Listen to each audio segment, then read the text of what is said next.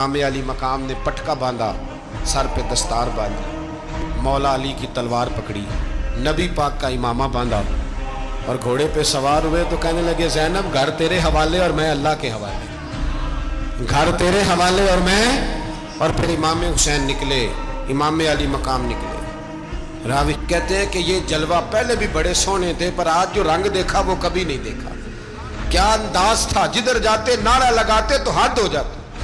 इतने लोग इमाम हुसैन ने काटे, इतने काटे, फिर वापस पलट के आए और कहने लगे ज़ैनब जरा पर्दे के पीछे से देख तो सही मेरी बहन, इन बुज़दिलों को जुर्रत ही नहीं हो रही हुसैन के मुकाबले में आने। एक दूसरे को धक्का देते, तू जा तू जा। फिर इकट्ठे वार हुए। ये कौन है कटा हुआ, लिबास है फटा हुआ, ये बिल यकी हुसैन है, नबी का नूर ऐन है। फिर चारों जानिब से तीर बरसे तो इमाम अली मकाम चूंकि नमाज का वक्त हो गया था, उतरे घोड़े से, खून बह रहा था, गर्म तरीन रेत से तयम्मुम किया, सर सजदे में रखा और जब शिमर आपकी गर्दन काटने लगा तो कहने लगे ठहर जा जरा, रब से एक बात कर लेने। और फिर बोले इमाम हुसैन, कहने लगे मालिक तू अब बता के हुसैन से राजी है कि नाराज है, तू बता। तो फिर एक आवाज आई, या अय्यतुहन नफ्स मुतमइन्ना इरजिई इला रब्बिकी रादियतम मर्दिया। फरमाया नफ्स मुतमइन्ना वापस आ जा, तू अल्लाह से राजी है, अल्लाह तुझसे राजी। इमाम हुसैन वहां शहीद हो गए।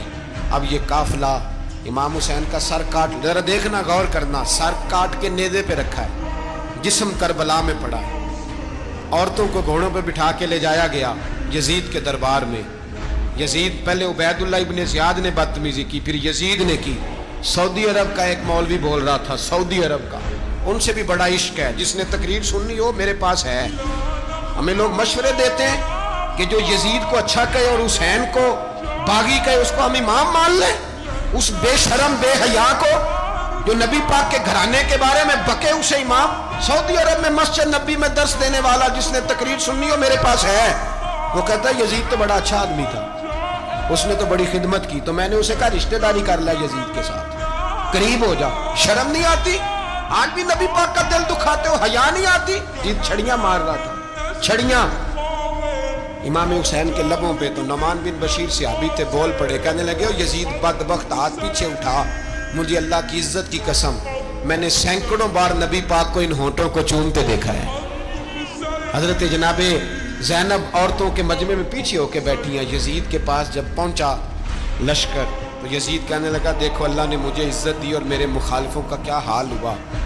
तो बीबी ज़ैनब बोल पड़ी, इतने सदमे सहे पर आवाज़ तवाना है, जानदार है, जानदार। हजरत सैयदा ज़ैनब ने जब सुना ना कि ये कह रहा है कि मुझे अल्लाह ने इज्जत दी, तो जनाब ज़ैनब बोली, नमान बिन बशीर कहते हैं बीबी बोली, इतने सदमे हैं पर जनाब ज़ैनब बोली अल्लाह अकबर, इस अंदाज में बोली कि पहले कुरान मजीद की आयत पढ़ी, कहने लगी वतुइज़्ज़ु मन तशा वतुज़िल्लु मन तशा बियदिकल खैर इन्नका अला कुल्लि शैइन कदीर। और फिर कहने लगी यजीद तू बकता है, कहता है कि तू इज्जत वाला हो गया, ये तेरी हुकूमत है, 4 दिन गुजरने दे, तुझ पे कोई लानत भी नहीं बरसाएगा और मेरे भाई का कयामत तक मिंबरों में और खुतबों में जिक्र हुआ करेगा, वक्त गुजरने दे। जब जनाबे बीबी ज़ैनब बोल रही थी तो हुजूर के एक नबीना सहाबी पास बैठे थे, जनाबे नमान बिन बशीर का हाथ हिलाया, हिला के कहने लगे क्या अली आ गए?